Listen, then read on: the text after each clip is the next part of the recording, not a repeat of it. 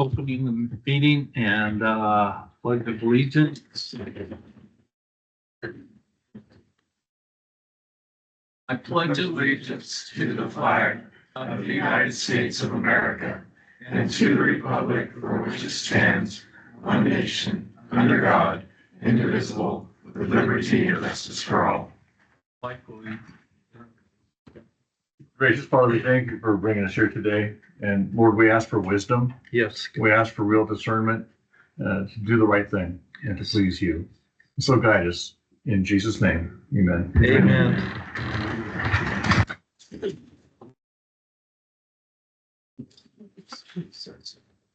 Okay. Amanda, will you announce items discussed in closed session, please? I will. So the board met in closed session with conference with legal counsel regarding existing litigation pursuant to subdivision D1 of Government Code Section 54956.9, Timothy McDowell versus County of Lassen, USDC case 223 CD01007. And there is no reportable action direction to staff was given. The opioid litigation will be pulled. I put that on. I'll pull it for the next meeting. The board also met in conference with labor negotiator Andrew Platt, Lassen County Peace Officers Association. Direction to staff was given. The employee performance evaluation of veteran services officer was conducted. Item 5 will be picked up again at the conclusion of open session. So closed session is just currently recessed. Thank you. Okay, we're gonna move on to agenda approval. Is there any additions or deletions? I'll make a motion to accept the agenda as presented.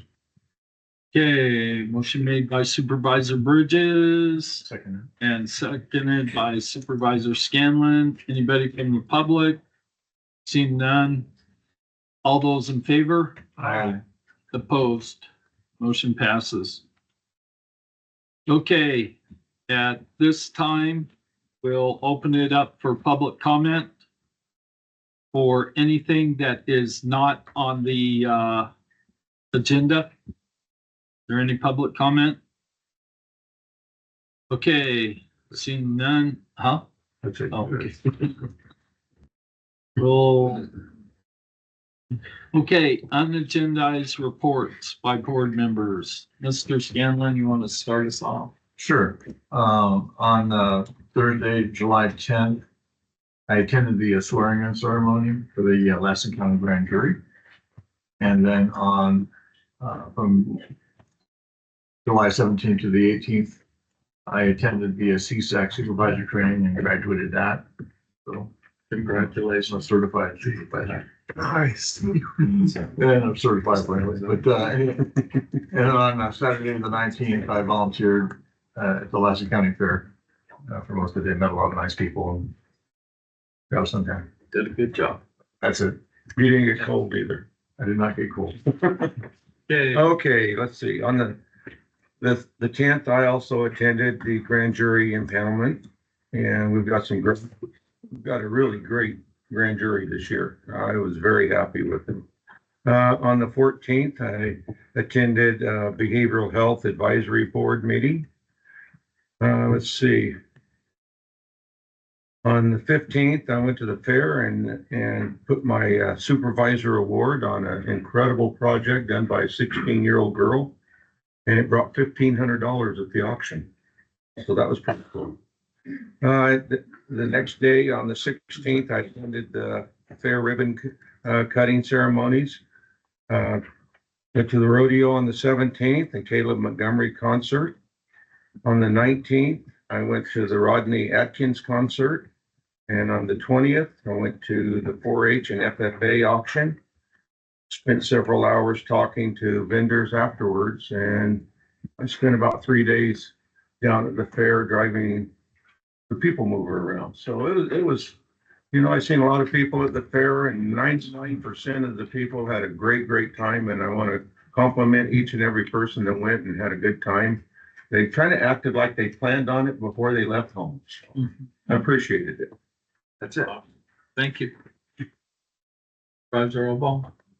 First off, I'd like to start off by saying congratulations to Mike. I'm glad you're You're caught up now. So now there's no more excuses now. You're just Armed and dangerous. So yeah, congratulations on that. Tomorrow I'll be attending a RAI Zoom meeting. That's a Rural Advancement Institute through RC. I'll be attending that meeting tomorrow via Zoom. And the fair was just last week, and I just want to say, put out a heartfelt thank you to the Fair Advisory Board members who put all the time and effort into putting that up. And most importantly, as a former Fair Advisory Board member, he's the chairman of our board, is Tom Neely. That man spent his entire week down there.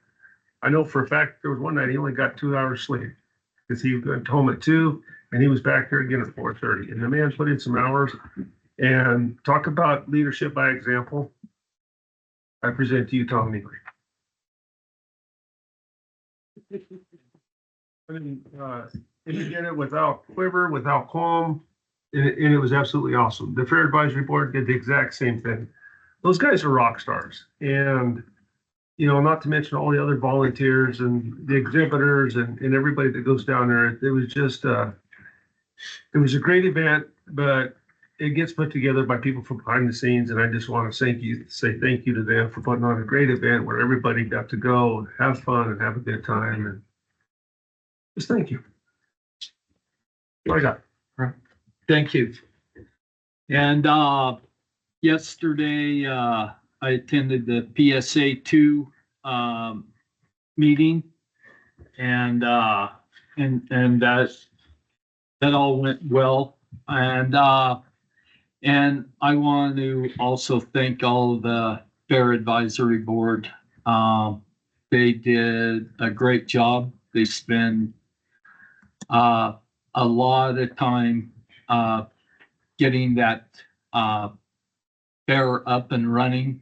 And without them, the fair wouldn't happen. And our new fair manager, he did a great job. He also spent anywhere from 18 to 20 hours a day down there to make it happen. And so, and the Fair Advisory Board, anywhere from 12 to 18 hours a day they spent keeping that going. And they do it without any fanfare. Most of you probably don't even realize how the events happen. You get to go and enjoy them, and there's a lot of work behind the scenes. So that's all I got. Thank you.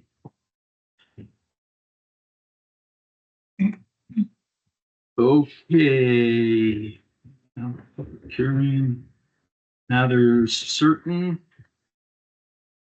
And so this time we're going to D1, Probation Services Week Proclamation.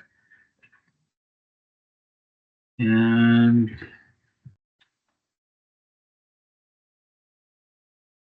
are you ready? You're it? Nobody else is going to come up and help So you? they're all gonna come up with me. Okay. And I just. Counselor Kim, thank you. Yep. Thank Sarah you. Gold, Deputy Chief, Lassen County Probation Department. We do have members of the probation department here. I am here on behalf of Chief Jennifer Brandon. I would like to just take a minute and recognize our staff during Probation and Parole Services Week. It is a time where the profession is recognized for the work that they do. Sometimes that can be a thankless job, and they do a lot of work in trying to make sure that clients and offenders are engaged with services where they can get treatment if needed and become productive members of society. So this week is, we do have activities planned for them where they can take some time out of their day and kind of enjoy things and not be so serious all the time in the work that we do. So I would like to appreciate and thank each and every one of them for the job that they do too. And then I will ask the rest of them to join us. How long is it? Have me come up here. Yeah, it would be great. Well, no. Kelly, can't you get somebody to take that picture because you're part of it? Yes, yes. Yeah. You're not getting out of that. Yes. Bring it, Jen. Okay. There is. One more. Sorry. That's actually right here, but First. between you two. Okay. And I'll. See it all? Okay. Here's the one.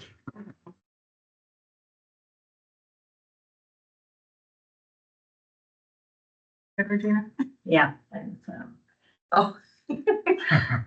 Take Thank you. you for. Thank you. Thank you. I was looking at him. Thank you, guys.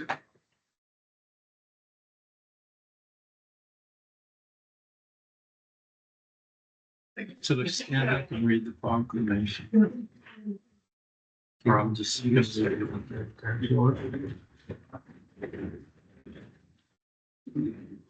Okay, I'm going to read the proclamation for the probation week.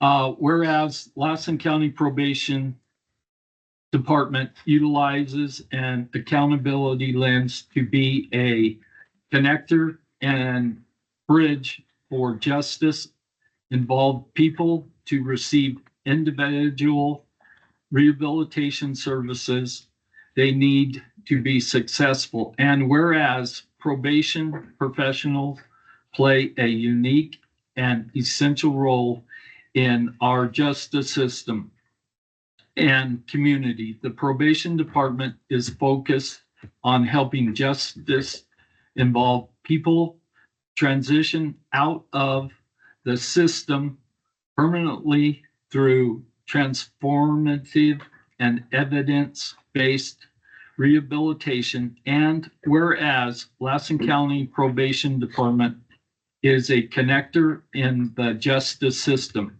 bridging the gap and maximizing availability source resources to reduce recidivism by balancing services, sanctions, and incentives.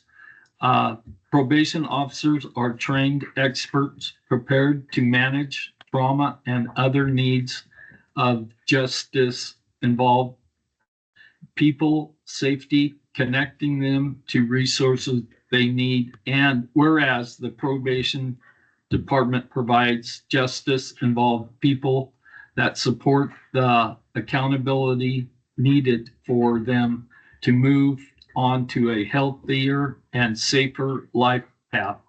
The Lassen County Probation Department successfully ensures our community is a safer place for everyone to live and prosper. Now, therefore, the Lassen County Board of Supervisors do hereby claim that July 21st through the 25th, 2025 as Probation Services Week in Lassen County. Thank you guys for all the hard work that you do. Yes, sir. You know, I just want to say thank you guys, because you guys go into all the schools too to help out, and how you guys interact with the kids and whatnot. It's just it's a real pleasure, because I know you guys even go up to Big Valley, because that's where I've seen a couple of your people up there and got to visit with them. And it is very helpful to those kids to keep them in school so they can get their education and whatnot. And it's very important. I just want to say thank you for all you guys do. And with that, I would probably this proclamation. I will second it. Okay. Mike, did you have any comment? I'll vote for it. Oh, okay. All right. So Supervisor Albaugh made the motion, seconded by Supervisor Bridges. Anybody from the public like to comment on what hard workers they are? Okay, seeing none, we'll bring it back up here. All those in favor? Aye. Opposed? Motion passes.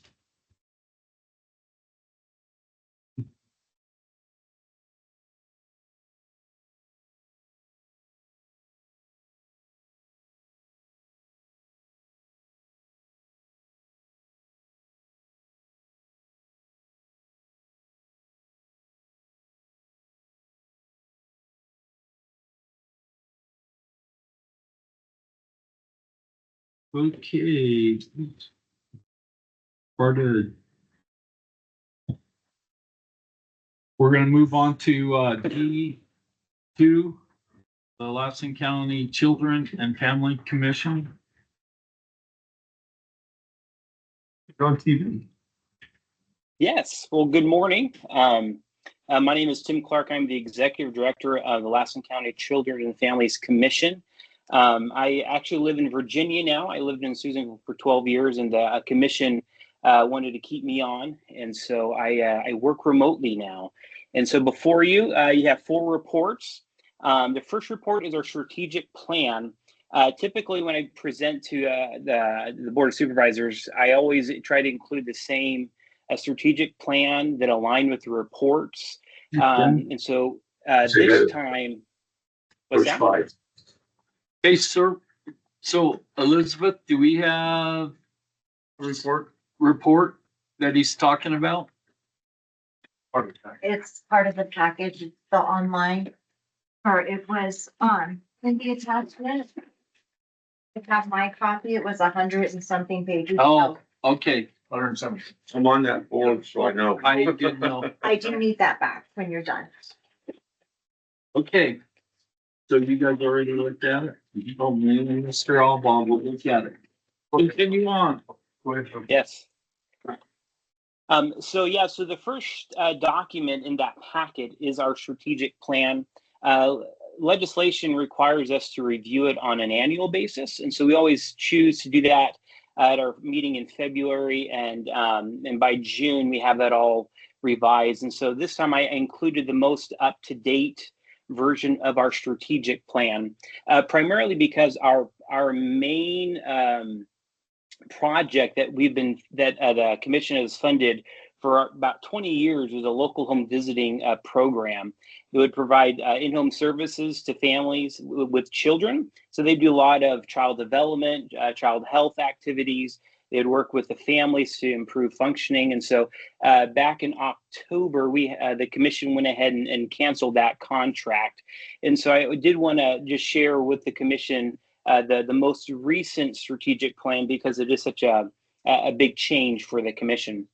But anyway, so you can look through that. You'll notice in the packet there are some portions that are highlighted in yellow. So those reflect the changes. And if there was any changes, they were crossed out. And if they were added, they were just highlighted yellow. So, but it's our goal to support kids with families with kids 0 to 5 to help them get ready for school. And so there are 4 primary goals that really guide our work. The first one is child development. With 0 to 5, those first 5 years are some of the most important times in all of our lives. So making sure that children are developing appropriately is a great way to ensure that they're going to be starting school successfully and be a great contribution to the community. We also look at child health. Now we do various different ways to help promote child health, and we'll go into that here in a second. And then thirdly, we also work at family functioning. We want to make sure that the family unit is working well, has all of the things that they need to have a healthy children. And then the fourth item is improving systems of care. And so those are the 4 goals, and the strategic plan elaborates a little bit more on those goals, and that it will also outline, what specific activities that we're going to be engaging in to help, do the best that we can to help kids 0 to 5 enter school ready to learn. And so that's that first document. The second document is evaluation. Every year we have an external evaluator evaluate all that we do, and they put together a report.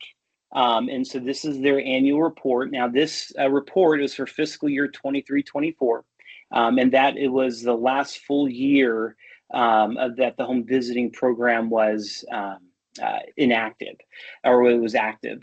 And so, they home visiting programs, when they go in home, there's a lot of dynamics. And so that annual evaluation report tries to capture a lot of the different services and activities that were done during those home visits. And then also in your packet, you also find our annual audit. every year we receive an audit, and so everything came back clean. So that's always exciting. And then the final one is the annual report. I do apologize. The last 4 or 5 pages of the packet are from the First Drive California web portal that I input all that information.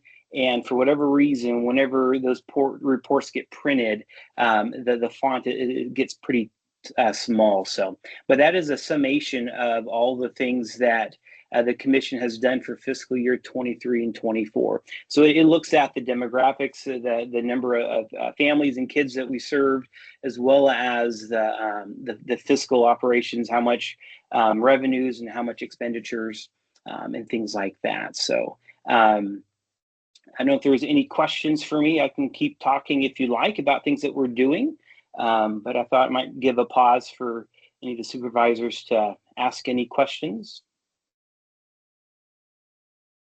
Yeah. One question, congratulations on your move back to Virginia. Thank you for staying on. But if you're back in Virginia, how do you know the people are out here making their visits and doing what they're supposed to do if you're working remotely? Excellent question. So because I am a contractor, I am limited in the capacities that I can do. And so I can't engage in direct services. The commission, to help maintain the drop in revenues, the commission has chosen, actually from the very beginning, to contract services out for staffing rather than to have employees themselves. And so this would help save on some of the financial expense the commission would incur. And because of that contractual relationship, there'd be conflicts of interest if I were to engage in direct services, working directly with families and directly with kids. And so what the commission has always done, they've always contracted those type of services out. And so that's where our primary contract for the past probably 20 years was with a local nonprofit that provided the home visiting services. And then what I do, I then go ahead and meet with the director of that program and other partners in the community via Zoom and things like that, and work on various different types of system improvement activities as well. I do have a local person there. Right now, her name is Phoebe Freeman. She's like my right-hand woman. She provides a lot of the logistical challenges that I face from time to time. And so she's able to be there in person. Most of the work that I engage now in is more in systems improvement. And so one of the projects we started right around COVID was a Lassen Links. And it has since grown and is now a countywide referral system of helping, really kids, families, or any individual get connected to services. And so I've been engaging more in the design and the development of that. And so I work closely with Rhonda Hall. She is, I think her official title is a family engagement coordinator at Public Health. And so she's also our chairperson of the commission. So I work really closely with her as far as developing and designing Lassen Links and expanding. Currently, my project right now that I'm also working in tandem with developing Lassen Links and maintaining the reporting and all that kind of stuff that First Drive California requires is also working with the TK programs. There was a grant that the commission received, and the goal is to help connect the new TK programs in the county together and try to find ways to support them. And so right now, I'm in the process of working with Plumas County to do a collaborative regional approach and providing professional development for TK teachers. This is a brand new grant. We just started it a couple months ago. And so as of about last week, I met with, her name is Lindy over in Plumas County at the Plumas County Office of Ed. And so we're going to be collaborating and trying to figure out how we can help support the TK teachers in all the school districts. And at the same time, our plan is to take that Lassen Links, which is a referral network, to all of the schools. So that way, if there's anybody at the schools that may be looking for any other kind of services, that they can refer to us, and then we can go ahead and get them connected. So due to the nature of the work, Supervisor Alba has changed, and I can't do direct services, so I can do most of my work remotely.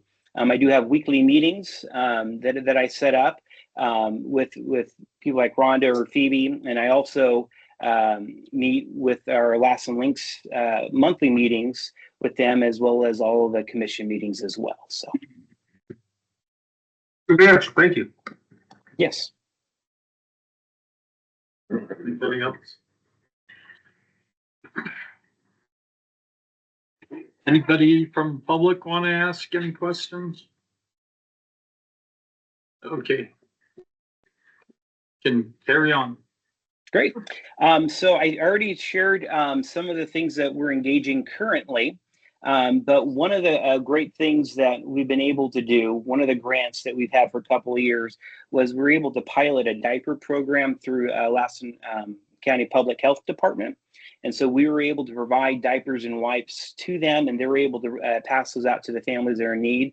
And one of our commissioners is works at Northeastern, and she has shared that diaper rations have come down, and so that's not necessarily causation, but it's great to hear that there's a good chance that the diapers that we've been providing is helping those families that would take some of their kids to the hospital because of not having fresh diapers. And so that's one initiative that we started, and it looks like we'll be able to continue on through this fiscal year. And then another thing too is with the Lassen County Oral Health Program, due to some changes to their funding, they weren't able to provide fluoride varnish to kids. They go to all the schools and help do dental checks and whatnot. So we were able to help purchase fluoride varnish for them so they can continue their outreach. And so we've continued to find ways that we can partner with other agencies and service providers. I will also, due to Lassen Links, we are working also with the adult and children's systems of care to try to see how Lassen Links can work and assist and support those systems of care as well. And so there are some pretty exciting times for some of the work that we're doing and really trying to help people get connected to services that are available. So that is pretty much all that I have to share. And would love to take any other questions if there's any. Supervisor Alba? Yeah, what are the trends you foresee moving forward as far as the needs for for the kids within this program? Do you see a trend moving one way or the other? What is that? How do we combat that? Yeah, so one of the commission is we're in transition because of our main funder has changed, and so now we're taking this next fiscal year to really kind of explore options. And so we've kind of broken things down into a lot of mini projects. And so the biggest thing that I think that we're doing now as a commission really is getting behind Lassen Links as we continue to build that out and find ways that we can improve access to services. We don't provide the services. We are actually in partnership with public health with Rhonda Hall. She provides all the she handles the referrals directly. And so what we have started, this actually started, I want to say last year, it was starting with our partners in Lassen Links putting on pop-up resource fairs. And so we've been able to do that in Westwood. We've been able to do that in Hurlong. And so we are also trying to do that with Big Valley. There is also an initiative at the Lassen County Office of Ed that's called Community Schools. And so it's a grant where there's individuals located, I want to say in Westwood, Hurlong, and Big Valley, and they're kind of the community liaison. And so it's our goal to coordinate with all three of those individuals in Westwood, Hurlong, and Big Valley to try to coordinate events. So that way we can bring up these pop-up resource fairs to some of these outlining areas. One of the things that we've learned so far is, there's some demographics. Like in Westwood, we learned that there's a little bit older community there. And so having appropriate partners there at those pop-up resource fairs make the most sense. And so that's something that we're learning. And the other element too is coordinating. The challenge is due to the size of Lassen, we want to make sure that these pop-up events are well announced And so trying to find ways to communicate these events in these certain areas is not always simple. And so this is where we're hoping that by partnering with our community schools coordinators, that we'll be able to coordinate more with the local schools in those designated areas. So that way we can get the word out and really make sure that we have the right partners at those events. So that way, if they're looking for various needs, whether it's getting hooked on to Medi-Cal or signed with Medi-Cal, whether it's being plugged in for some kind of, preschool childcare, whether it's, as simple as getting WIC or SNAP or some of those benefits, that we have the appropriate partners at those locations. And so, and the app, once we begin doing that, our hope is that we can then begin to track through our Lassen Links referral process is to identify the various different needs that are common in certain areas. If you go to lastlinks.org, that is our website, and in there's a link that anybody can make a referral, whether it's a self-referral or a partner referral. And in there, we do ask that they list their school district that they live in hopes that this will help us to narrow down some of the various needs to certain locations. And so that way, this will help us have a better idea of what is needing or missing in those areas. We're not quite there yet. We've been spending the past 5 years on building this system, this network. And about 2 years ago, we had a paper process for the referrals, and thankfully, due to partnership with our local CalAIM efforts, we were able to partner with them, and so we're able to have that referral process now online. So that way, there's better, easier access, quicker turnaround time. And so that has really been a major focus. And so we're getting that wrapped up. So now that we can move on to the next phase of really pushing our pop-up resource fairs and continuing our collaboration, coordinated efforts with all of our community partners. Thank you. Mhm. Okay. No other questions? Make a motion to pursue. All right. Oh, Second it. you don't have that motion for that. All right. Okay. Well, thank you. Thank you very much, sir. See you on the next Zoom meeting. Sounds good. Bye. Bye.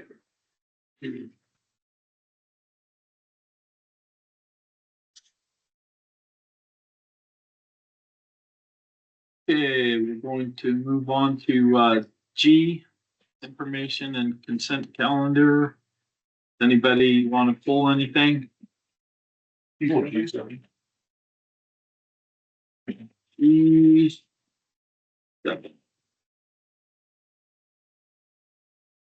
Is there anything else? Okay, any motion? I'll make the motion to accept the balance of the G. Second. Information and consent calendar. Yeah, Okay. except for number 7. All right. Motion made by Supervisor Bridges, seconded by Supervisor Albaugh. Is there anybody from the public that would like to comment on this? Okay, bring it up here and for discussion. Supervisor Albaugh, No discussion. no discussion? You want to vote on it? Balancing the balance. On the balance. Okay. You're all right. You're so tired. Oh, my. Hey, you're not I tearing am- down the grandstand right Yeah, now. yeah. Okay, You're all right. all those in your favor? Aye. Opposed? Perfect. Okay, that motion passes. Now we are moving on to G7. There you go.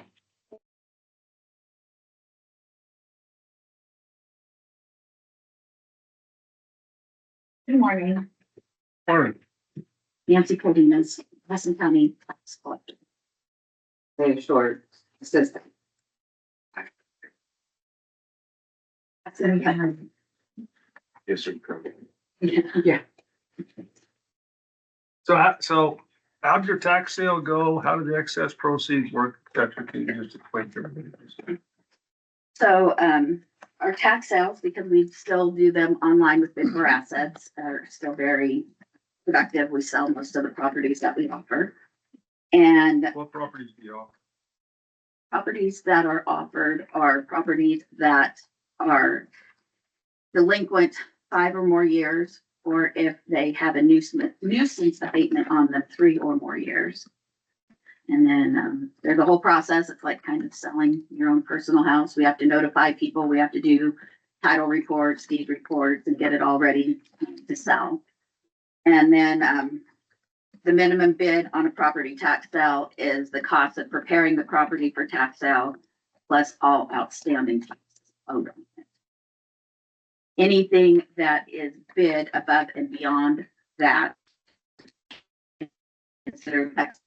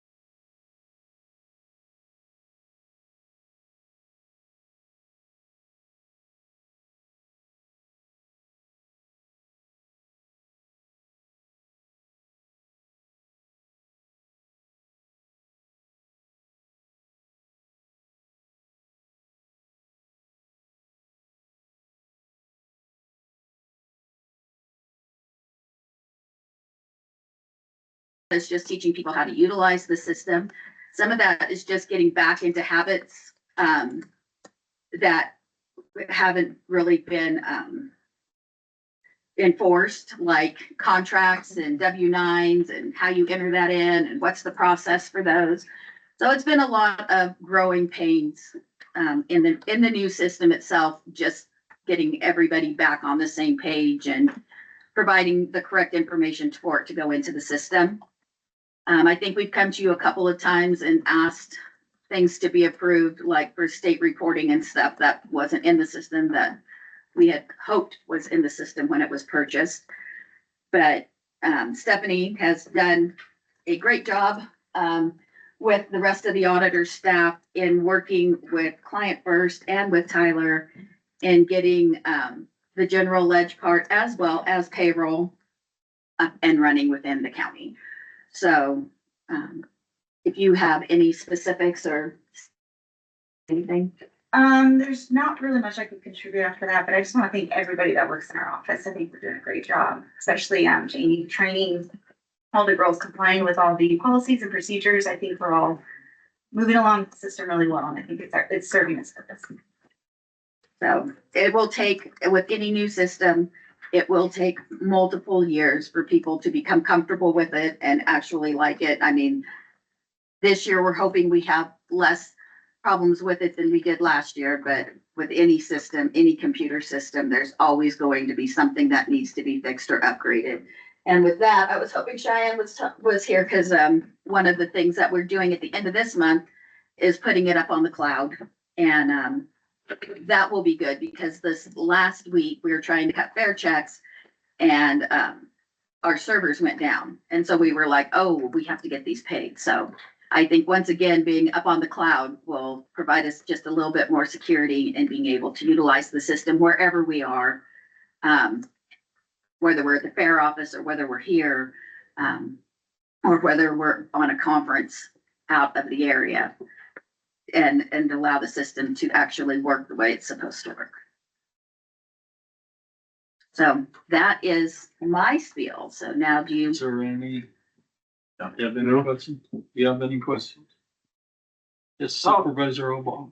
How is this working for the audit? I mean, is this able to get us up to speed for auditing purposes? And then I would love to know that, but I'm still having problems closing out the 22-23 fiscal year. 22-23 fiscal year, which was the last fiscal year before I took over. So I can't honestly answer you that question because we haven't gone into an audit that's even been with the new system. We're still doing audits based off of the old system. But I'm hoping by the time we do get to do an audit with the new system, that the system will be able to provide us more accurate, easier to read, quicker responses to our outside auditors. and how's it gonna be? Are we gonna be able to use Tyler for the budget process this year? We are using Tyler for the budget process. The only part which Regina can talk about and Sam can talk about is payroll, people's pays. But as far as entering into Tyler and us paying claims off of in Tyler using the budgeting process or the current budget, we are currently doing that. We did do that last year as well. But as far as the projections for how much payroll expenses are going to be, that is another story that they're still having to do manually, and that's, they can explain that. So it was our personal servers that went down? We did for the fair I yet, think we right? just lost internet, didn't we, last week?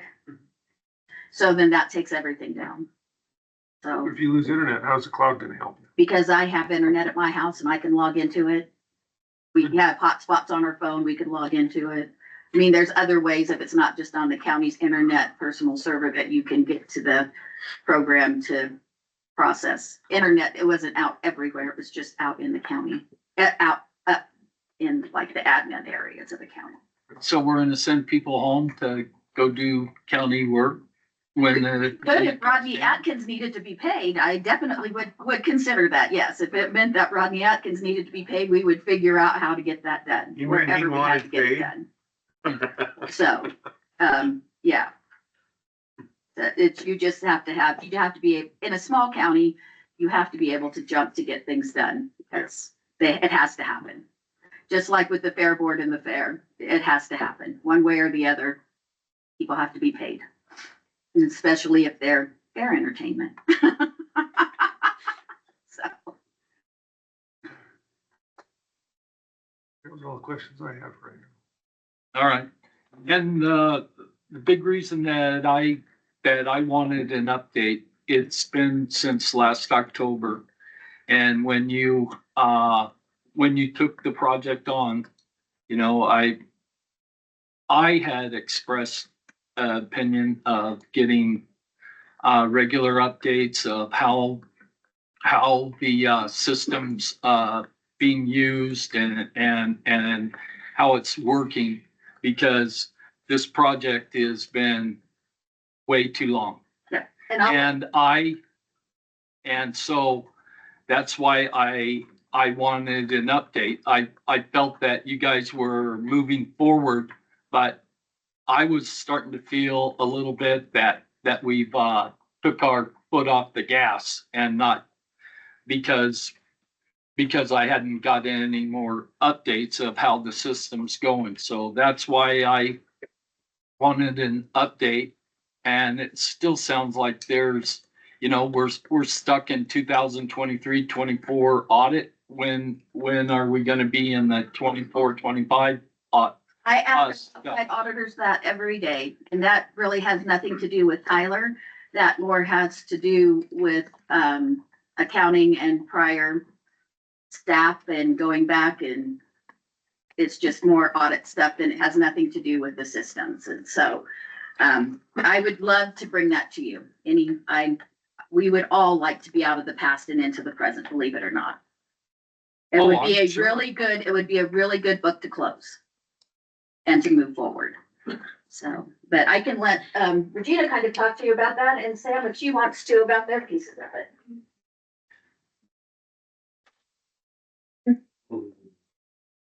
Hi, Regina Schapp, Personnel Risk Analyst.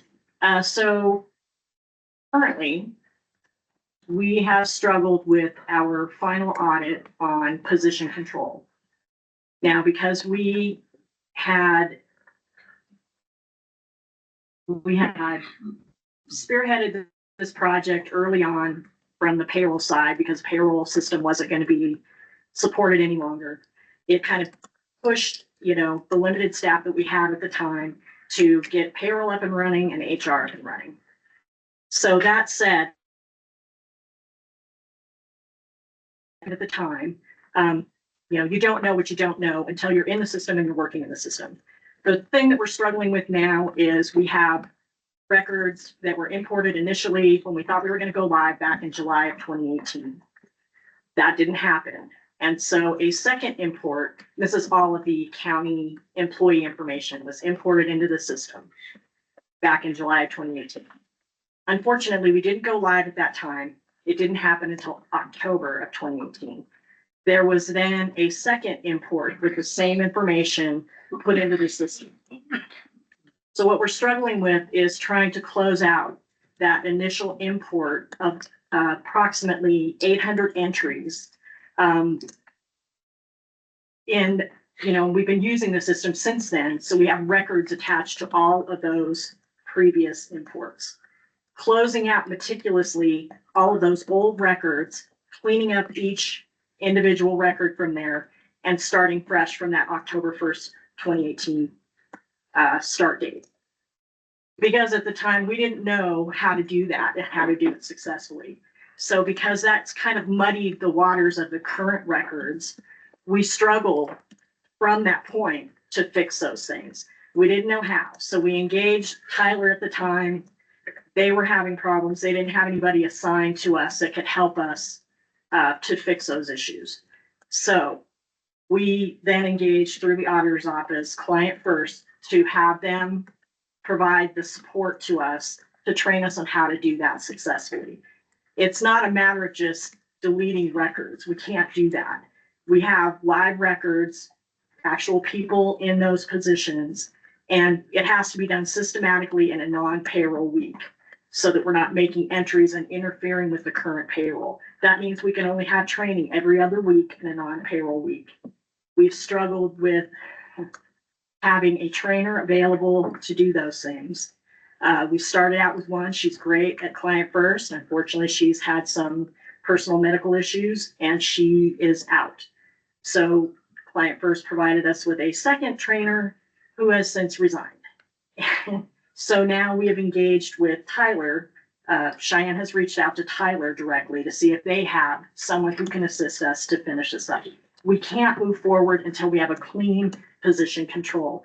And it's very frustrating to me. This takes up all of my time and energy along with all the other jobs I have to do. And so we're trying to do the best we can to get this moving forward. We know how important it is, and we know it's delaying the process of getting, entries for employees to put in their own time and a whole multitude of modules that we can't finish until this is done. And so we have appointments scheduled now in August, the 13th and the 25th, with a new program trainer at Tyler to hopefully assist us and get this moving forward. And that's where we are right now. So what happened with Client First? I mean, we have a contract with them. We do. Providing these. They don't have any more resources right now in this particular module. So we still pay And them on the that's- contract then? No, They don't bill the hours. we don't bill them. So it's just, the money's just sitting there either until the person returns who was helping us from the beginning, who's very knowledgeable, by the way. Or we don't. And we're gonna see how this Tyler training goes, on the 13th of August. Hopefully this person is experienced and can help us fix our problems. And so we're trying to remain confident and positive about this because we want it to move forward as well. You know, I'm about over it. So are we gonna be able to bill Tyler to train we them? have to train existing their dollars trainer on to train account for the HR module that we've never been able to use. We haven't had resources assigned to the modules that we need to implement because we can't get there until we finish the position control. So that's where we are. That has to be very frustrating, Very, you know? a lot's riding on it. Right. Well, thank you for your patience and your determination. Once you get the proper training, We can move forward, absolutely. Well, it's not even the proper training, it's just getting it cleaned up and then getting the proper. And Because- making sure that, you know, there's a confidence level, right? Because you can't just go in and edit live records. I mean, that affects someone's payroll record. It affects CalPERS. I mean, it has a multitude of, you know, consequences. So we need to make sure it's right. And so that's where we are. You know, I'm not gonna go in there willy-nilly start changing records and, you know, adding dates, closing dates, you know, not without proper training. Just can't. Anybody else? No. Okay, well, I have a big concern with us relying on Tyler. Tyler did nothing but lie to this county the whole time. Clear back in 2018, when we purchased this. Agreed. You know, they did nothing to help us. We had to go out and hire another consultant because Tyler couldn't even explain what we needed. We only got that information because we went out with a private contractor. And now we're back to relying on Tyler. And and all of their documents, they say, oh, if it's more than 12 people, we can't accommodate more than 12 people. Well, you know, it frustrates me to no end. And I know you guys are working hard, you know, because I talked to a lot of other counties and I know how long it's supposed to take. But, you know, but here we are. Now we're relying on the company that's lied to us from 2018. Isn't there another company out there that, besides Client First, that can help us? My confidence level is 0 with this company because we're in the mess because of them. And I know you're just as frustrated as me.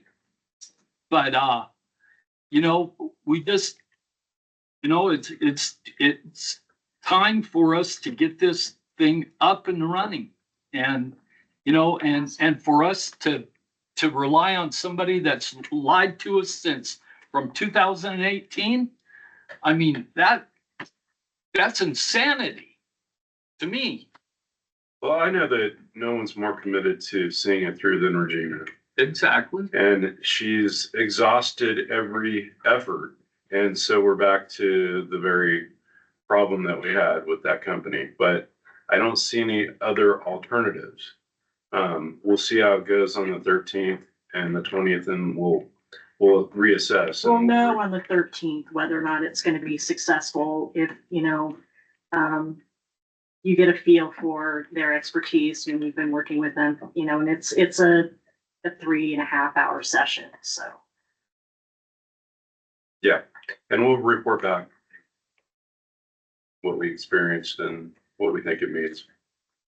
So, and what kind of help have you been getting to provide, you know, like you say, you have to work on your current stuff and the garbage that went in. Right. And So But the So problem we've had- I want to know how, because the tax collector and the auditor's office, we've provided those guys with I wouldn't say abundant amount of staff, but staff. So have you reached out and got the staffing level that you need to complete this project? No.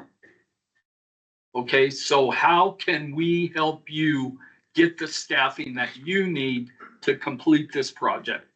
So part of the challenge is we're then going to train these people to use the module because it's separate from all the other modules that we have in the county. So the GL side, they've had their training, they've had groups of training with all of those people involved and, in different departments. So they all have, a piece of how that works.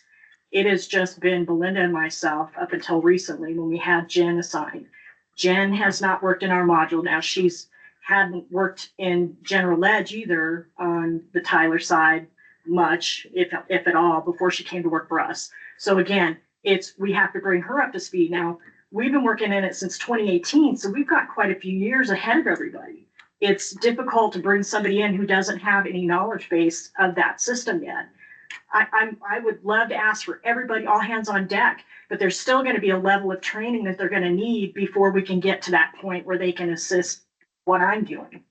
I know, Yeah, I know. but you, once again, you can't take on, Agreed. you've been doing this since 2018. Yes. You need help. Yeah. And so, even if you have to take a little bit of time out to help, Agreed. you can't take on the project all by yourself. And so, we paid this company a lot of money. And the client first, a lot of money to get this program up and running. And it still isn't up and running. But you can't, you need help and I want to see you get the help, because you deserve it. Me too. Is there anybody else? I agree with Tom. We gotta get this up and going. Tyler, have not been a fair player in this. This is just. No, going on and on. and we have to, and we're having to rely on them. My confidence level is 0 in them. After the 13th, you're probably gonna come back to the board and say, failed again. Yeah, Tom, I have to agree with you. We need to get that department, You know. whatever help we can. And it just frustrates our employees. Oh, it's to hard on them. to no end. And all the other counties that I've talked to, they told me, it was super, super, super, super hard on the employees to get it up and running. Because this was a generic program that, Doesn't really fit counties. yeah, but we had to do it, but I want to see the project move forward Me as well. with help for you. Agreed. One fast question. Yes, sir. Other counties are using this and sound like they had some of the same kinds of problems. Do they have a personnel director or HR person that's gone through the same things you're going through that they would help you? There are other departments, or I'm sorry, other counties that have experienced similar things. And depending on where they are in the implementation process, it varies. And so I know that Plymouth County, for instance, they don't have a personnel director, or they didn't at the time. And so I don't know how far along they are now. And so again, they've had staffing problems too. They don't have enough people to man, the implementation of this program either. Or come over our hand? Yeah, right. And so they've actually reached out to me many times early on to see where we were, what we were doing. And I actually referred them to Client First, so that they could get help that they needed as well. So it varies. And sometimes we have counties, for instance, down in the Bay Area, I think Marin, they were angry. They were so angry about their experience with Tyler. They didn't want to share much of anything with other counties. There wasn't a lot of information sharing. So now that may be different, but I remember they were just extremely angry about the whole process. But they had enough resources that they created their own department specifically for the implementation. And we just don't have that luxury here. And we also did it backwards. You're Yes, supposed to do correct. general ledge first and then payroll, but because we waited until literally the guy who had our payroll program died, went to heaven, and they closed the gate, we had to do payroll first. And so by trying to implement payroll without Backwards. general ledge, already started the project off on a treacherous slope.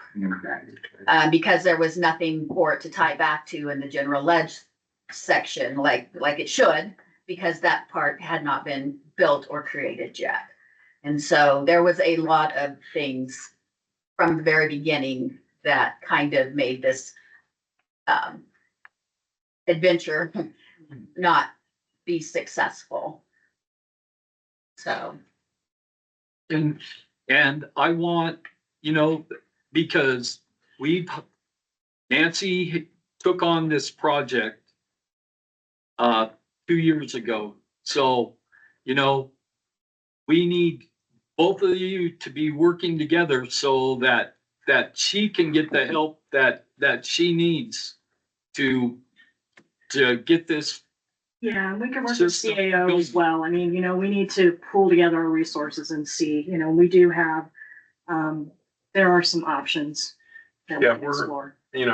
I've been evaluating it and I'm trying to take some of the things that Regina does away from her and assign it to other people so she has more time to focus on this. But at the end of the day, it's back to, we need guidance. And we're back to, plan first, and if the one person that has health problems could come around and come back, that would be great. But we can't, we gotta explore all the options, and the only option that I'm seeing is Tyler right now, so we're gonna have that meeting, and we're gonna see what happens, and we'll report back to you. And Client First is the only company that other counties have used. This is what I'm told. Okay. For Tyler, yeah, because they're the ones that a lot of people from Tyler left, and that's how Client First got created, because there was a need, right? And Thank God for that. and so, and a lot of other counties, because when they call us and say, how did you get up? Like Regina told Plumas, we'll call Client First. Well, then that stretches their resources even thinner. And, because now they've taken on another county that has just as many problems as what we do. And so scheduling in gets harder and harder the more clients they receive, which they have a lot. So the other thing is personnel is kind of a private type deal. So it's not like when we were setting up general ledge, it's not like you can hire people to go in and key, because all of that is confidential information. So when she's saying that there has to be certain people that have access to that information, it's a whole different animal. It's not like. We don't have people in the county that can do that. That would be up to Regina. That would be up to Regina to certify that. Confidentiality. I think she has there's a both lot of them in her office. Departments out there that have confidentiality that. So, but that's kind of the differences too, is the information that you're dealing with is a lot more classified and personal when you're going into those payroll records. It's all under lock and key for a reason.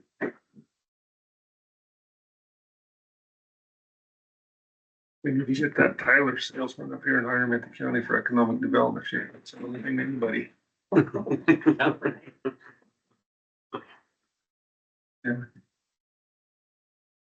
Well, thank you girls for the update. Thank you for your hard work and dedication. Thank you. You're very much appreciated.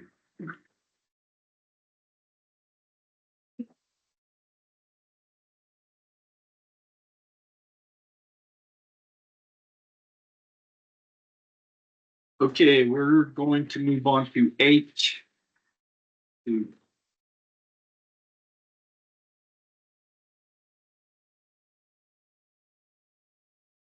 Morning.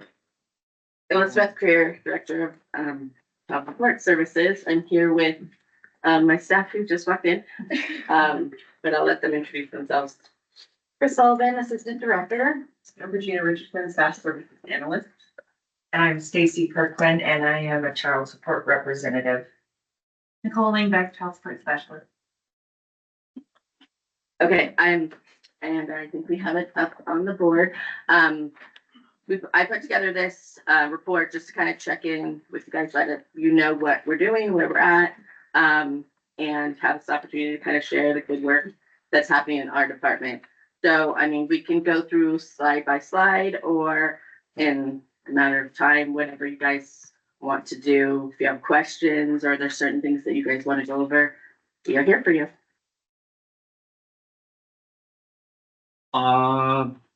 you guys Let them just they- they go will through work your- through this. Okay. Yeah. slide. So, our first slide here is just kind of our mission, which is we will faithfully uphold the laws relevant to the establishment and collection of child and medical support and extend our commitment to the community by providing services to promote family self-sufficiency. We offer our assistance to all individuals in a professional and courteous manner. We believe we can make a positive difference in the lives of children by being dedicated to our mission and performing our duties to the best of our ability. We will treat the public and fellow employees with respect, fairness, and dignity, and we will act in integrity to be impartial in our decisions and take pride in the trust bestowed to us in our mission, and we strive to uphold this trust. The following slide is, we have a Facebook page and Instagram. These are more of our guiding principles, just getting on the manner of how we conduct child support services. Going into the next slide, talks about federal performance measures. These are the measures in which the federal government guides the child support services offices. And Chris is gonna kind of expand, or Regina, sorry, is gonna expand on that for you guys. So there are 5 measures that drive the federal incentive payments to the states. And those measures are paternity establishment, order establishment, collections on current support, collections on arrears, and our cost effectiveness. Are the upper threshold for those, all 5 measures, well, 4 measures is 80%. The lower threshold for the paternity establishment and the order establishment is 50%. And for the collections, it's 40% for the lower. I think on the slide, we have up from April, but I have our June stats are for the paternity establishment, we've reached 99.6%. For order establishment, we're at 91.3%. Current support collections, 62.4%. The arrears were at 50.9%. And the cost effectiveness as of June was $3.34. The upper threshold for the cost effectiveness is $5 and the lower threshold is $2. So cost effectiveness is a tricky concept, but really where we want to be on a state level, the state is at about $2.14, which we want to stay above that $2 mark. That is the ultimate goal. And that, we are hovering around 3, which is good. But the state goal is really like we all filter into that state requirement, right? That's how they continue to get the funding on the federal level. So it basically is like our spending has to be $2 to every dollar. Is kind of the effect of it. So just kind of an explanation. And then the next slide shows the So going back to that previous slide. Yeah. If the California average is 214, we're 292. How do we rank within the state then? You in the upper 10%, the upper 5%, we're top dog? kind of, no, we're kind of hovering in the middle. There are a few counties that are under $2, so those counties are affecting that $2 mark. And then there's a few that are a little bit higher. We're right now with the $3 mark, that's actually kind of high for us. So traditionally you can see that our cost effectiveness is a little bit more in the 220, 230 range. The reason our cost effectiveness right now is high is the unique position that we're in with the department this year, with losing the director who'd been there for a long period of time, and then also staff who'd been there a long period of time. Their cost is higher. So we are spending less money right now than we have in the past because our payroll is lower than it was in the past. So those numbers, that's where where it gets tricky, because things that we can't control in our cost effective measures are like inflation costs, the costs for salary increases. So over the years, we keep this staff, right, which is our goal, is to have longevity with staff. Well, payroll goes up, and then we have to be careful about how we're spending to make sure we're keeping that threshold, at that $2 or less or more mark. So, yeah, and it's a unique situation that we have this year, being kind of under with cost savings. So when we're at $3, does the state only give us $2.14 in money, and we have to make up the rest in that $3? No, cost? this is actually how the state gets money from the feds, and how they decide to give us money is different. So it's the federal measure that the state has to meet overall. So even if we're at $4, or if LA is at they're $1.50, then we're still not going to come out good in the fold. Our cost effectiveness doesn't change that, move that button on the state stuff very much, just because we're a small county. So obviously we want to do our part. We want to make sure we're doing a good job, but a lot of work has to be done in those large counties with the big numbers to make sure that we don't. As a state as a whole. Yeah. To stay above the two. We're good though. Our numbers are great. It's pretty fantastic though. But so on the next slide, we have just collections. These are the collections per month.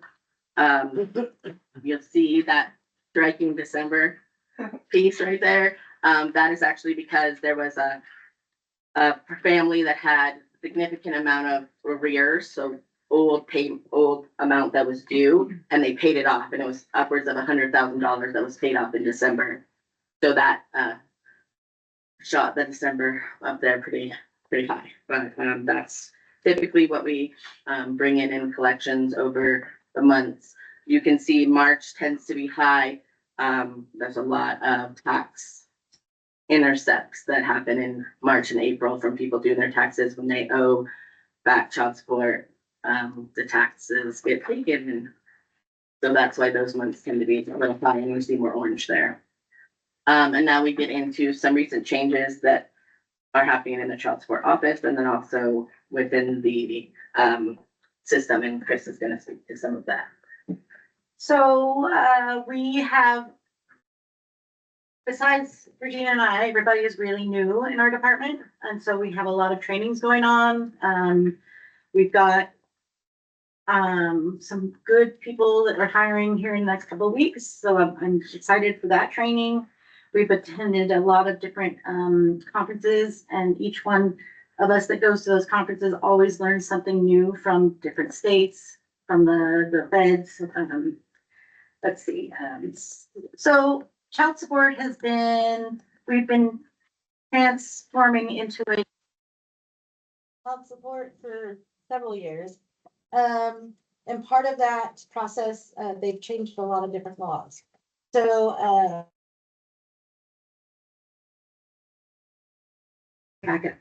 prior to FA pass-through, which I will explain, if someone was cash aided ever, then money is owed to the state, and we collect that money and pay back the state. Now they've changed it so that if you were formally assisted and we're collecting, now the family gets that money first instead of the state. So family first is the catchphrase. And then we're going to be moving into full pass-through. So whether someone is cash aided or not, whether the family is cash aided or not, whatever we're collecting for child support will go to the family first. people seem to be pretty happy about that one. So, then the other thing that changed, in January, we no longer take driver's licenses for people that are not paying their support. It's a double-edged sword. I mean, it's good. We want people to have their licenses so they can go out and get jobs, and that's not a reason anymore for them to not pay the child support. But it has tied our hands in how we're going to enforce when people are not paying their support. So the whole state is getting more creative is what we're doing. And it's not actually anybody, it's over 70% of the poverty level of the county that you live in. So if there's a parent that lives in San Francisco County, their, level of poverty percentage per their county has to be over, they have to make over 70% of that. And then we could take their driver's license, but it's meant to be not a barrier for people who are struggling with employment.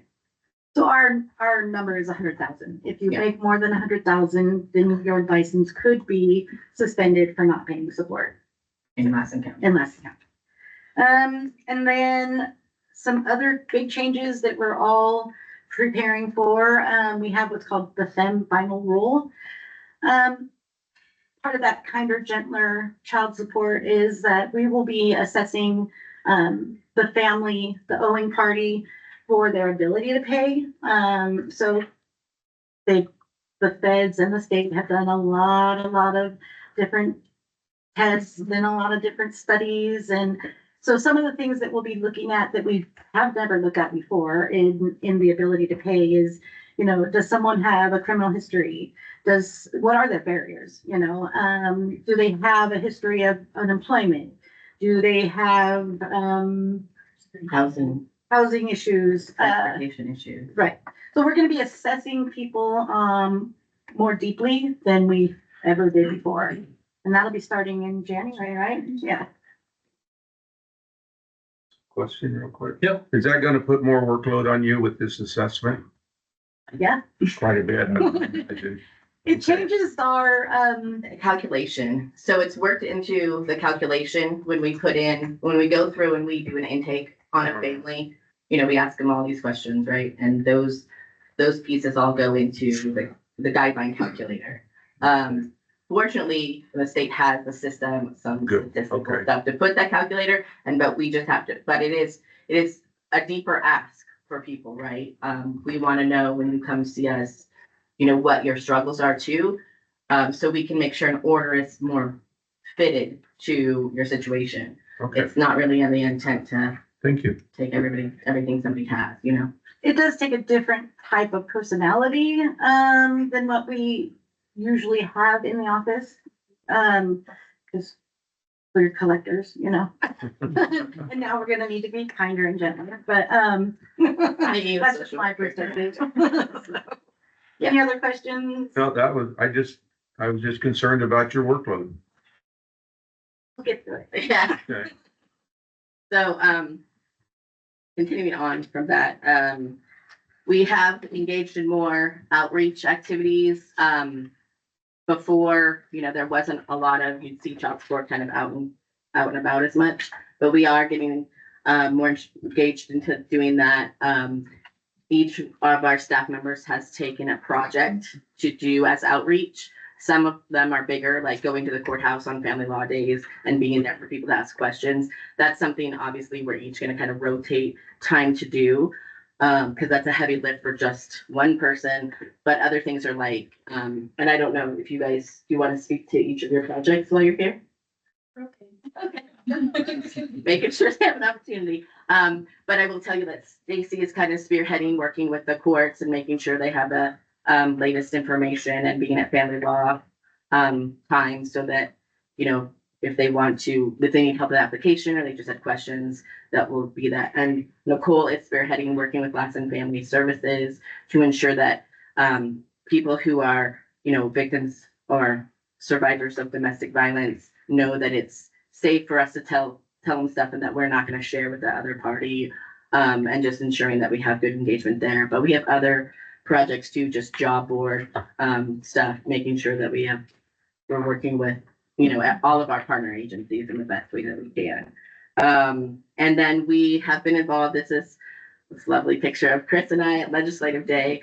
CSCA is our Directors Association, Child Support Directors Association, making sure that we go to Legislative Day down at the Capitol and they understand the work that we do.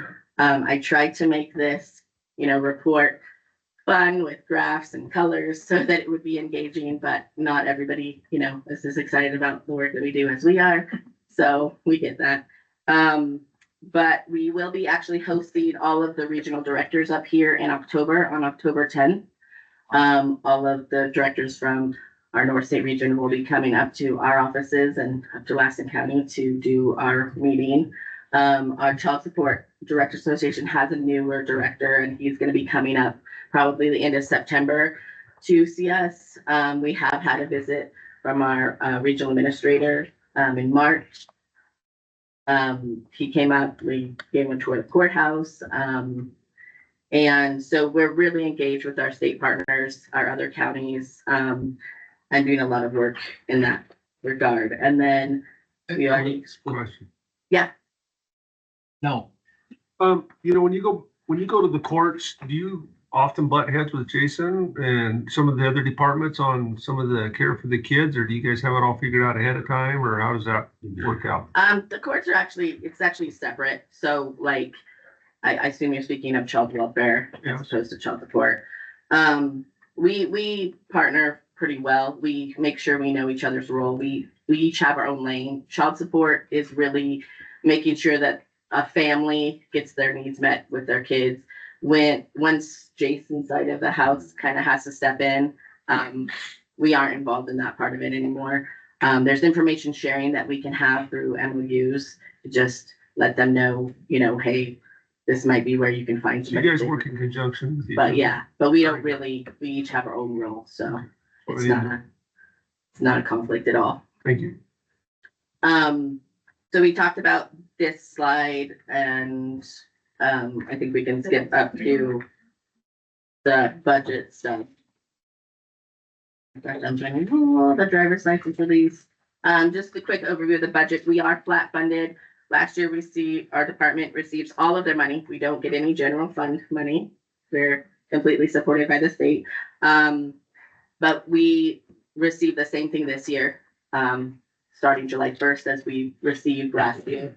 Our caseload is 1,161. These are, 1,700 or 66 children are receiving support through us. And what we did was, because I mentioned that cost savings that we have, because salaries are a little bit less with our newer staff, is we have an additional support specialist that will be adding to the fray, potentially two, but one for now, just so we can watch how the budget goes. There is still, some concern of how, even though the big beautiful bill hasn't affected our side of the house as far as health and social services, we want to be mindful that we could face cuts in the future, potentially. We don't know. So you're just kind of creating some wiggle room there. But our average caseload for our child support specialist is 300. I have had a caseload as well since I came into the department, but we've been able to continue to reduce that a little bit so that I can handle the other functions. And that's pretty much our report. One thing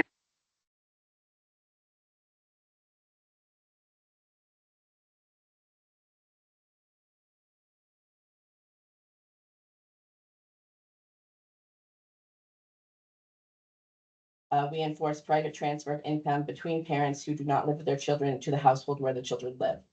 So that is a little.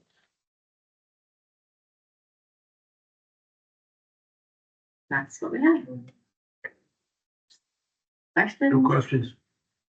Mr. Oval. I'd just like to make an observation that how the state and consider you guys, you guys don't have any increased costs of doing anything, so they can keep your guys' costs the same throughout, but yet they can raise their costs for everything else, for everything. It's baffling to me, but anyway, good to know that you guys don't have any cost increases.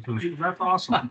I mean, it's just the unique They're good situation at that we it, know we're in right now. Yes, they are. But, and there is questions, especially with CSCA, as I'm sure a lot of the other directors associations are aware, the state has, they're saying, well, you need to make sure you have cost effectiveness. You need to make sure that you're not spending more, than $2 on the dollar, right? But they have grown as the State Department, and that affects how each of our counties get the funds too. So, it's just, we try to let them know what our frustrations are, and we have meetings with the state every quarter. But, it's like anything else, it's always a negotiation, so. Do as I say, not as I do. Thank you. Thank you. Thank you. Thank you.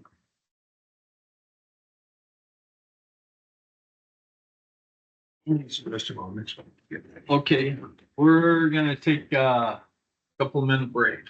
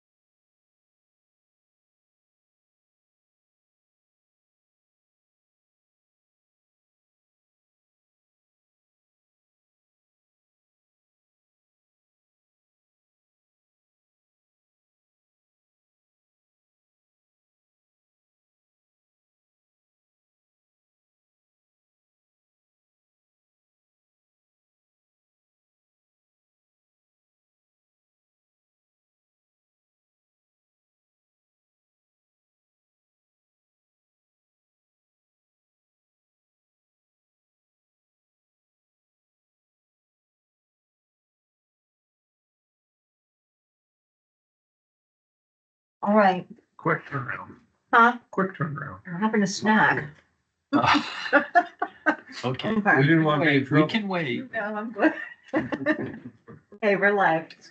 Okay, we're going to do H3. the third amendment to the agreement between Lassen County and Respite. Good morning. Good morning. Hello, I'm Tiffany Armstrong from Lassen County Behavioral Health.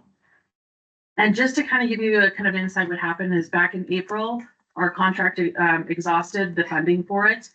Respite, we actually have two contracts, one for the adults at the one in Reading, and then there's another one for Tehama County in Red Bluff. Unfortunately, we were not allowed to transfer the funding over to help us offset for April, May, and June. So back in April, we couldn't pay. So unfortunately, I said, I don't want to wait until go to the board in April, go to the board in May and June. We waited until June, got all of the invoices. And so we're here today to amend to that contract to pay up for the rest of that fiscal year so that we are good for that particular contract. So it's to exceed it's to up the contract for $30,000 to pay April, May, and June. And like I said before in other previous meetings, we don't anticipate how many clients are going to go to these psychiatric hospitals.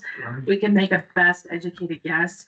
Unfortunately, this particular year, we have more adults going for that particular hospital than our other hospitals. And it's kind of like when we go out, we send out packets to all the hospitals, but it seems like for the one in Respad, they took more of our clients than any of the other hospitals, partly because they're closer to us than the other ones.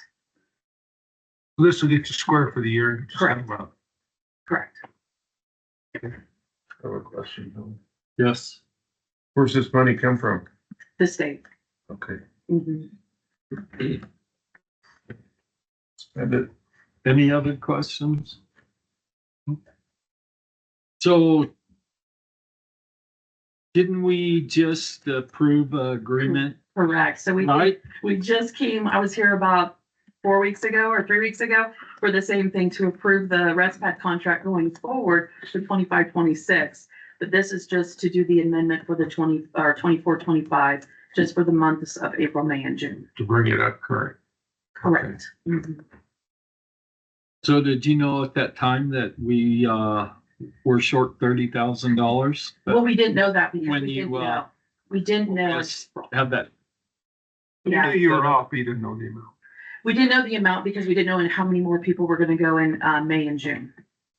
So we had kind of an educated guess, like, well, this is our history, this is our pattern, but we didn't absolutely know for certain until June, when the June 30th happened, and I knew exactly how many clients that we had sent there for the April, May, and June.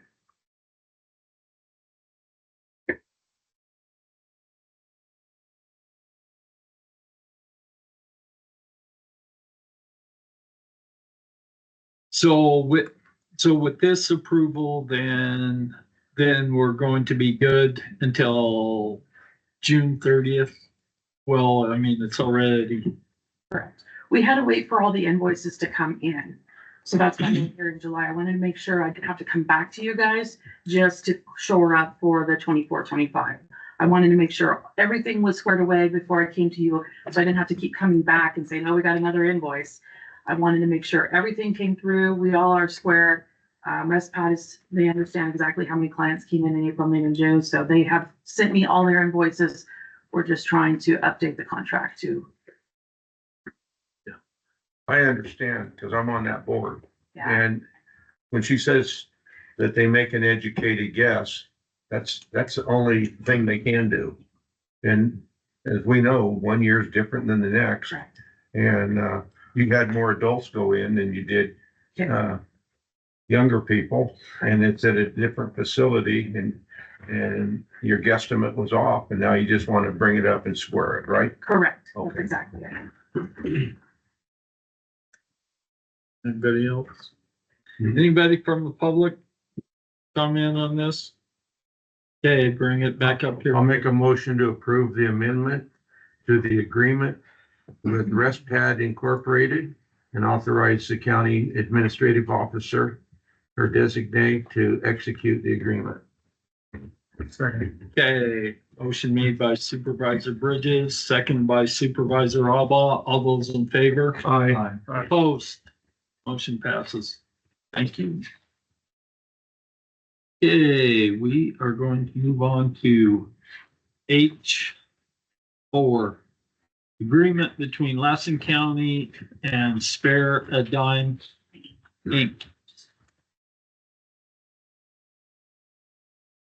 So I'm back, Tiffany Armstrong, Lassen County Behavioral Health. So I think most of us know that we have a contract with Spare the Dime. Under the Spare the Dime contract, there's programs that that they offer for the county. We're just talking about one particular program, which is the After Hours Wellness Center, which is also actually renamed. It's Judy's House. I don't know if you guys have ever been there. This is a program that we instituted a few years ago. It was to kind of help individuals when traditional services close, they would open up and be available to our community. So they're open from 4 p.m. to 8 a.m., 7 days a week. And the great thing about it is that what we were trying to achieve with Judy's House is to offset a lot of our individuals who traditionally went to the ER after 5 o'clock because all of our services were closed. We wanted to move those folks over to Judy's House to be able to serve them and not have them tie up the ER. I think a few years ago when I presented this, we had a lot of folks that were using the ER, not really because they were, and needing a crisis type situation. They were not making threats of suicide or harm to self. They were making statements about being lonely, being trapped in their house, not having an opportunity to be able to go out and talk with folks. So the thing with Judy's House is that we're providing a service to anyone in the community. It doesn't matter about eligibility. It doesn't matter about what insurance they have or how much income they have. If you're over the age of 18, we would highly recommend that you go and check out Judy's House. And it's just a place to go and drop in and say, hey, I'm lonely, I'm bored at my house. Or maybe sometimes you're in a situation where you want to get away from your spouse or your significant other and give yourself a little break. This is an opportunity to be able to do that. I also gave you some information. I know Mike Scallion had asked for some data. And so I wanted to show that for this last year for Judy's House for 24-25, we had 1,158 visits.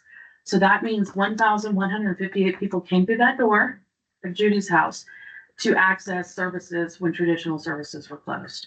That's a huge, huge amount. When I talk to other counties, most of counties have wellness centers that are open to like 8 to 5, Monday through Friday, and they don't get nearly the numbers. But for us, because we offer it at night and because we offer it in the evening, a lot more people are taking advantage of it. Out of those 1,158, we had 99 unique individuals.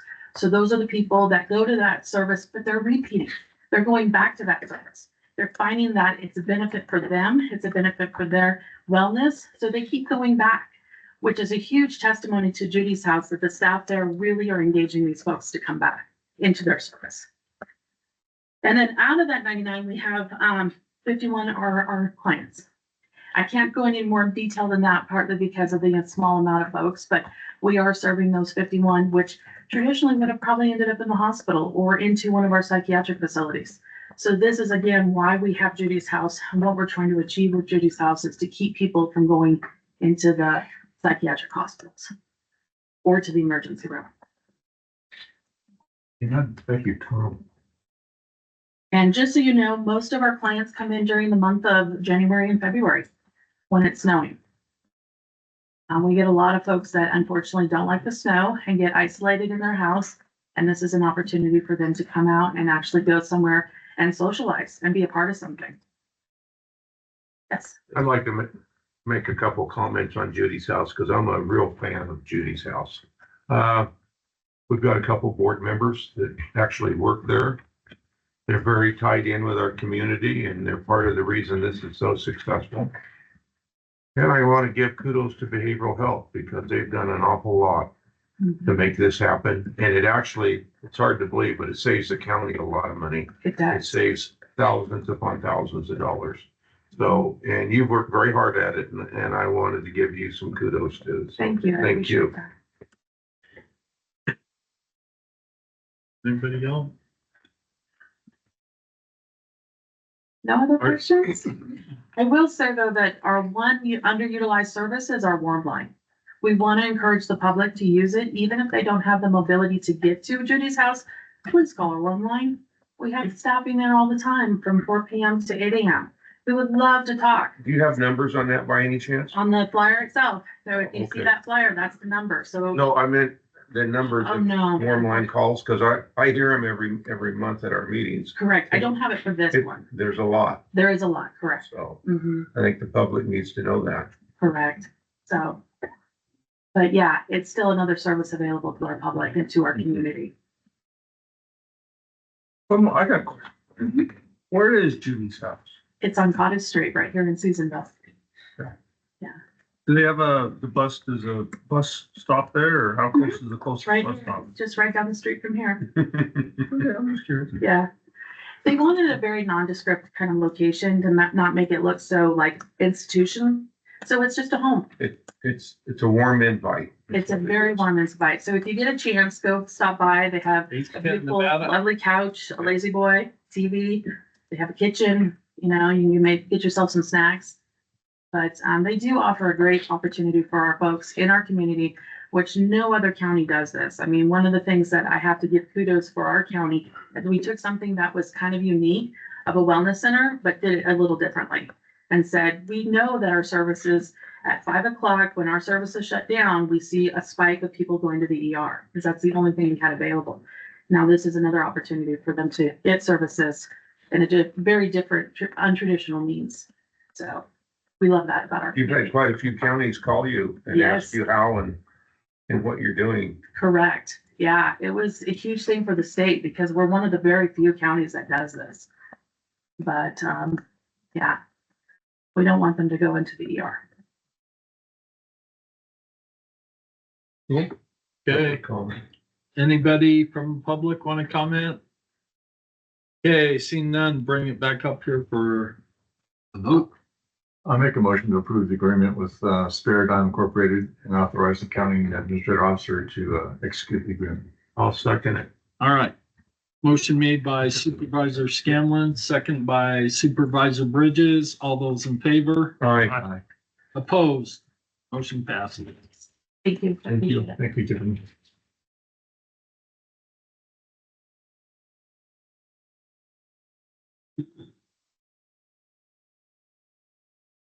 And go on to H. H5. County Surveyor.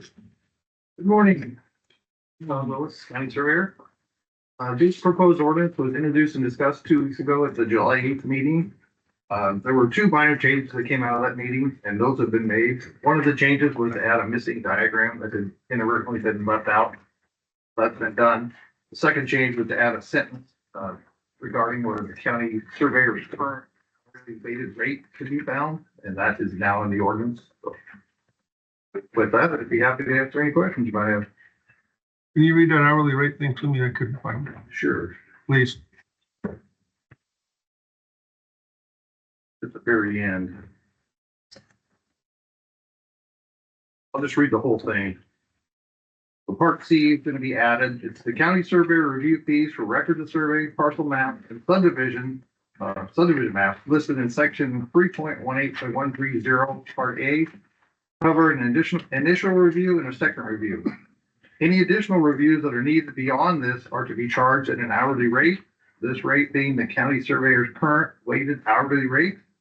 The current hourly rate can be found at the Planning and Building Services Department's portion of the county website. Perfect.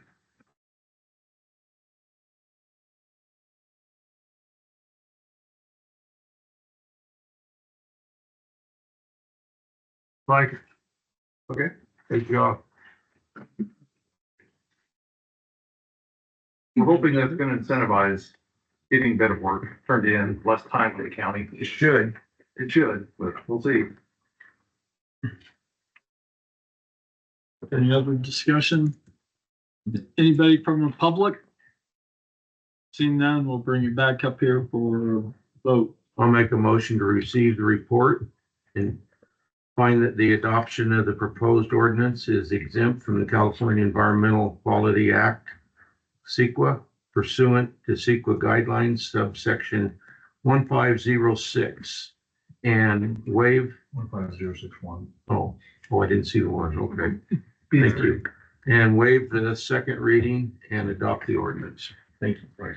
Okay, motion made by Supervisor Bridges, I'll second. second by Supervisor Alba. All those in Roll favor? call, please. Aye. Pardon? A roll call vote, please. Oh, thank you. Roll call, Michelle. Supervisor Scanlon, Aye. Supervisor Bridges. Yes. Supervisor Alba, Aye. Supervisor Neely. Yes.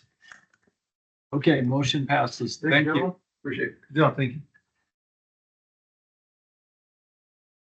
Okay, we are going to move on to H6. Thank you, Mr. Chairman, member of the board. This item is ratification of a side letter agreement for Peace Officers Association, signing bonus and retention. As I said, it's a ratification of said letter for the POA. And essentially, the funding is coming from funding unit 130-0525. But in short, it's going to be paid for through vacancy savings. The skinny of it is it's a $10,000 stretched out over 3 years, with the majority payment being at the end of the 3 years, thus the retention part of it. If you have any questions, I'd be happy to ask or answer them, but the action request is to ratify said agreement. Ready? Mr. Alba. So how's it gonna be broke down, the bonus, signing bonus? It's right there in the item. I know, but I want. There's 3. So John McGarver, Sheriff Corner. It's gonna be broke out. First year's immediate's $2,500, second year's $2,500, and then the third year is $5,000.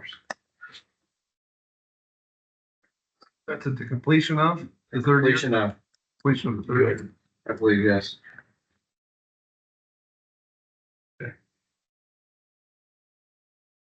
It is. And how, Some reason the language was. and how did this compare to other counties? And I mean, because I'm sure that this is a statewide problem you're having as far as. It's all based on what the demographics of each county are and what each county can really afford to spend on such a program.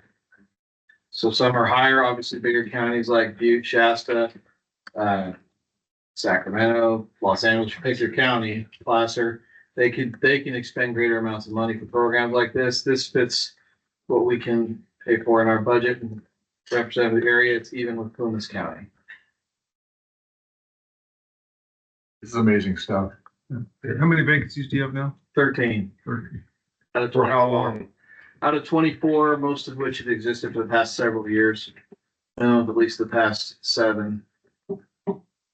This should help to make a big difference. I hope so. That's the I plan. do too. When we I really pass do. this, all 13 is gonna be filled. I would love to be here. I would love to come back and make that report to you guys that I am fully staffed in the jail, and hopefully this helps. Yes. Yeah. Anybody else up here? Anybody from the public want to comment on this? Okay, seeing none, we'll bring it back up here for, I'd like to make a motion to ratify the side letter agreement with Lassen County POA and authorize the chairman and county administrative officer to execute the contract. Second. Side letter. okay, motion made by Supervisor Scanlon, second by Supervisor Bridges. All those in favor? Aye. Opposed? Motion passes. Thank you. Thank you, John. Okay. So, we got any correspondence or you want to go over? No correspondence, just information for the board from me. Just want to recognize administrative staff helping out with the fair. Sam is one of the people in your, I guess we'll have to find a name for the group that doesn't sleep for a week. But Sam, Crystal, Danielle were Amazing. all hands on deck, and as well the auditor's office and all Nancy's staff really pitched in and made the fair what it was, and I think it was a really good fair. And most of all, I got to really commend Bill for not losing his mind, because that was a lot to ask of anybody with a 3-month start. Yes. And going into all the unknowns. And I commend them. I commend everybody for all their hard work. Absolutely. And that's all I have, Mr. Chairman. I'll second that. Yes. Okay. Yep, great job. Excellent job. Okay, so At this time, are we gonna go back into? Yeah, let's just, try to wrap that up. We're gonna go Okay, into closed session. Absolutely.